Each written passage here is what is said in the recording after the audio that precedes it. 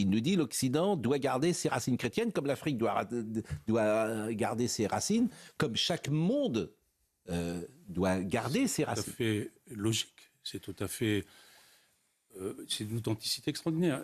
Le cardinal Sarah, j'ai lu un livre d'entretien avec lui, il disait que sans la colonisation française, il ne serait presque rien. C'est un Guinéen, n'est-ce pas? Donc, vous voyez, la colonisation l'a amené à devenir cardinal. Moi, je trouve ça absolument merveilleux. Et c'est un cardinal guinéen qui nous donne là une leçon de civilisation. Je trouve ça épatant. Alors déjà, l'autre clown à lunettes, il a pas lu un livre, il a regardé une vidéo sur Twitter qui a été passée hier. Donc il arrête de se faire prendre pour un génie de la lecture alors que le mec, il a des grosses lunettes rondes et qu'il est sur le plateau de CNews. Moi, j'en ai marre en fait de gens qui se prénomment, qui se nomment un petit peu intellectuels et que les mecs, en fait, il a juste regardé une vidéo Twitter, quoi. Ce que je veux dire. Par contre, venir expliquer aujourd'hui que...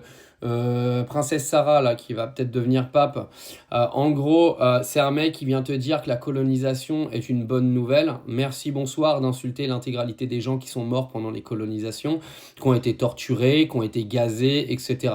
Bravo, hein.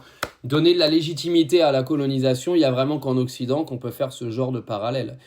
Vous vous rendez compte quand même, parce que moi je l'ai vu la vidéo du gars là qui... Moi je suis pas chrétien, alors je t'avoue, le prochain pape j'en ai absolument rien à foutre de qui ils vont mettre, ça ne me regarde pas. Mais je l'ai vu la vidéo là où il dit que lui sans la colonisation il serait pas devenu ce qu'il est devenu. Mais c'est bien tout ça, donc ça veut dire en fait que la colonisation elle a eu que des bienfaits, c'est-à-dire que ça a fait que des bonnes choses. Bah oui, mais insultons l'intégralité des gens. Mais vous savez pourquoi CNews il le kiffe ce gars-là? Parce que c'est un gars en fait qui vient t'expliquer qu'il y a eu l'islamisation en fait en Occident, qu'il va falloir arrêter l'immigration, etc. En fait, on a peut-être un prochain pape qui, en plus de surcroît, est noir. Donc c'est quand même drôle parce que on a CNews maintenant qui va nous défendre un pape noir. Ça, voir l'extrême droite défendre un noir, ça, c'est quand même assez extraordinaire. C'est extraordinaire. Non, mais en termes d'hypocrisie, on peut aller encore plus loin hein, si vous voulez. Mais en fait, on va avoir un pape, peut-être. Bon, apparemment, c'est pas lui le grand favori, mais bon, ça parle que de lui parce qu'il est black et puis il parle de l'islamisation de l'Europe. Donc, automatiquement, tous les médias aujourd'hui en Europe qui sont tous d'extrême droite reprennent en venant dire oui, en lui, c'est un très bon pape. Oui, parce que pour ceux qui ne savent pas, le pape est un chef d'État. Alors, je sais pas, il est chef de quelle armée exactement, mais bon, il est chef d'État.